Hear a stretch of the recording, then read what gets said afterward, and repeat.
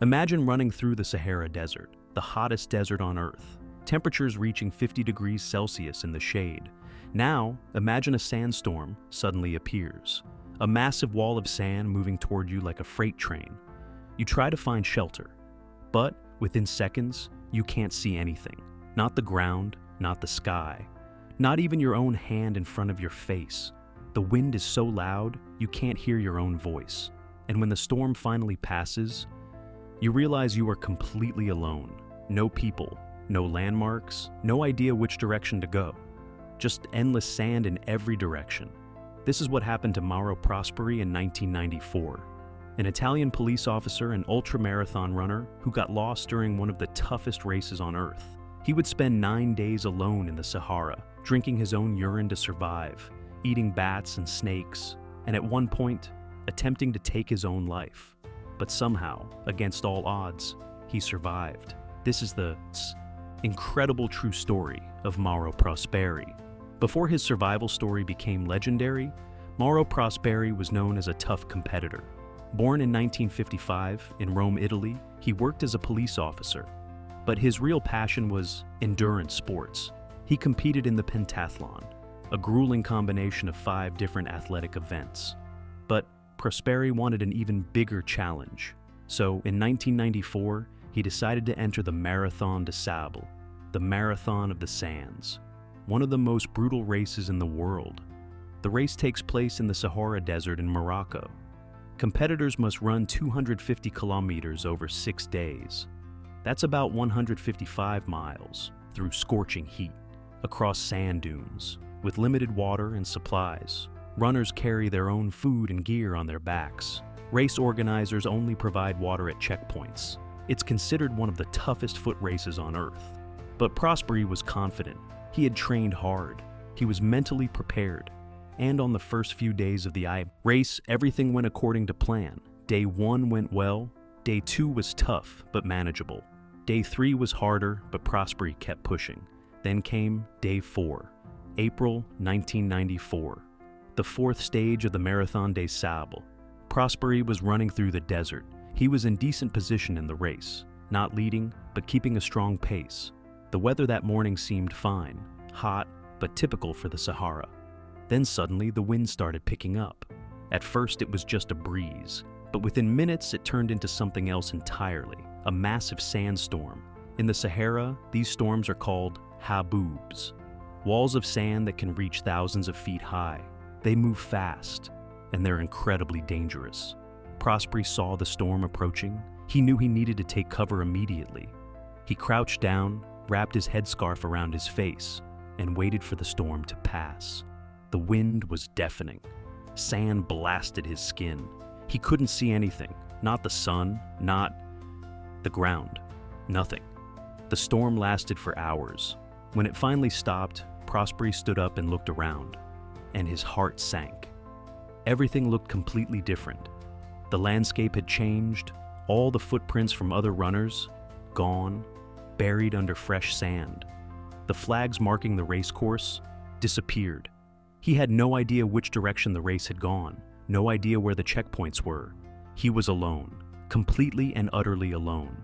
At first, Prosperi tried to retrace his steps. He walked in what he thought was the right direction, but everything looked the same, just endless sand dunes stretching in every direction. He had a compass, but without knowing which direction to go, it was useless. He shouted for help, no response. He fired his emergency flare, but no one came. Meanwhile, back at the race headquarters, organizers realized something was wrong. Prosperi hadn't arrived at the next checkpoint. Search helicopters were sent out to find him.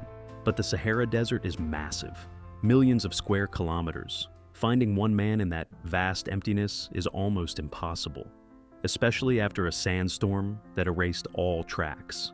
The search continued for days, but they found nothing. Prosperi was on his own. By the end of the first day lost, Prosperi knew he was in serious trouble. He had some food in his pack, energy bars, dried meat, but not much. He had a small amount of water, but in the desert heat, water runs out fast. He needed to find help, or find water, or he would die. He decided to keep walking. Maybe he would stumble upon a village, or find the race route again. He walked for hours, through the heat of the day. His feet blistered, his lips cracked. The sun was merciless. By the second day, his water was almost gone. He knew that without water, he would die within days, maybe even hours in this heat. So, he made a decision that would save his life, but also haunt him. He started drinking his own urine. It sounds extreme, and it is, but in survival situations, when there is no other option, drinking urine can keep you alive a little longer. It's not pleasant, it's salty, it makes you more dehydrated over time, but it can buy you a few extra days. Prosperi squeezed every drop of moisture he could from his body. He also tried to drink his own blood by cutting himself, but he was so dehydrated that barely any blood came out. Just a thick, syrupy substance. His body was shutting down.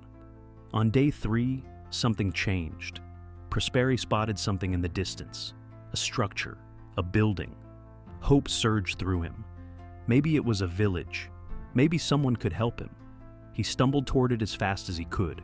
When he got closer, he realized it was an old shrine, a small Islamic marabout, a tomb for a holy person.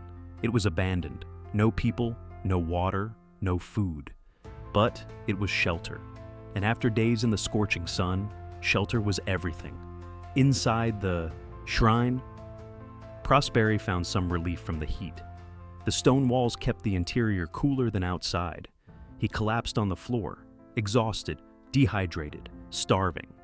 And for the first time since getting lost, he allowed himself to rest. But as he lay there, reality began to sink in. No one was coming. The search had probably been called off. His family back in Italy likely thought he was dead. He was going to die in this desert, alone. In that moment of complete despair, Prosperi made a decision. He decided to end his life. He couldn't bear the thought of slowly dying from dehydration. So, he took out a small knife, and he cut his wrists. He wanted it to be over quickly. But something strange happened. No blood came out. His body was so dehydrated that his blood had thickened. It didn't flow. It just oozed out slowly. A dark, sticky substance. Not enough to kill him. He tried again. Same result. His body refused to die. Prosperi lay there, bleeding, slightly, but still alive. And in that moment, something shifted in his mind. If his body refused to give up, maybe he shouldn't either. Maybe there was still a chance. He decided to keep fighting. The next morning, Prosperi woke up with a new determination. He would survive, somehow. He started exploring the area around the shrine, and that's when he noticed something. Bats. Dozens of them. Hanging from the ceiling inside the shrine. They were small, desert bats that sheltered from the heat during the day. Prosperi stared at them for a long time. He knew what he had to do, but the thought disgusted him. He was starving. His body was consuming itself. He needed protein. He needed calories. And bats were food. He caught the first one carefully. It wriggled in his hands. He closed his eyes, bit off its head, and forced himself to chew. The taste was horrible, bitter, metallic, but he swallowed, and then he caught another, and another. Over the next few days, he survived on bats. He would catch them during the day when they were sleeping, kill them quickly, eat them raw, the wings, the body, everything. He also found a small snake outside the shrine one morning. It was coiled near a rock. He grabbed it behind the head, killed it by smashing it against a stone, and ate it too. Raw snake meat. Tough, chewy, but protein. He found beetles crawling in the sand. He ate those too. Scorpions hiding under rocks. He learned to avoid the stinger and eat the body. Everything became potential food. His survival instinct had completely taken over. The Prosperi who entered the Marathon des Sables was gone. This was a different person, a person willing to do anything to stay alive. He still had no water. He was still drinking his own urine. By now it was dark, concentrated, almost undrinkable, but it was moisture. His body was shutting down slowly. His skin was cracked and peeling. His lips were split open. His tongue was swollen. He could barely speak, but he was alive, and he refused to give up. On day 7, Prosperi decided he couldn't stay at the shrine forever. He needed to find help, or he would die there alone. So, he started walking again. He He picked a direction based on instinct. He had no map, no compass that would help. He just chose a direction and walked. His feet were already destroyed from the race, blisters on top of blisters, his shoes falling apart. Every step was agony, but he kept going. He walked through the heat, rested when the sun was highest, under whatever shade he could find, then walked again. He collapsed at night, slept a few hours, started again at dawn. On day 8, his body was failing. His vision was blurry. He couldn't focus. His legs felt impossibly heavy. He was hallucinating constantly now. He saw his wife and children, saw lakes of water, saw helicopters overhead. None of it real. His mind was breaking down, but he kept walking, one foot, then the other, again and again. And then, on day 9, he saw something real, green, actual green, plants, trees, an oasis. He thought it was another hallucination, but as he got closer, it didn't disappear. Real water, real trees. He stumbled forward, fell to his knees at the water's edge, and drank. The water was cool, clean. The best thing he had ever tasted. He lay in the shade, and for the first time in 9 days, he felt hope. Then he noticed footprints, recent footprints near the oasis. He followed them and saw people in the distance, Tuareg nomads with their camels. He waved his arms. One of the nomads saw him. When they reached him, they couldn't believe it. This man looked like death, emaciated, sunburned black, eyes sunken, but alive. The nomads gave him water. Slowly, they gave him dates, bread, let him rest, and sent word to the nearest village, a lost runner, found alive in Algeria, far from where he should have been. Prosperi had walked nearly 300 kilometers in the wrong direction. He had crossed from Morocco into Algeria. He was found in a completely different country. When rescue teams finally reached him, they couldn't believe he was alive. 9 days in the Sahara, with almost no water, no food, and he survived. Prosperi was taken to a hospital. He had lost 16 kilograms, about 35 pounds. He was severely dehydrated. His liver was damaged from drinking urine. His feet were destroyed from walking barefoot across the desert. But he was alive.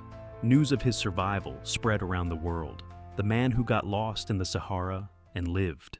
The runner who attempted suicide but couldn't die. The survivor who ate bats and walked 300 kilometers in the wrong direction, and somehow made it out alive. After recovering, Prosperi returned to Italy.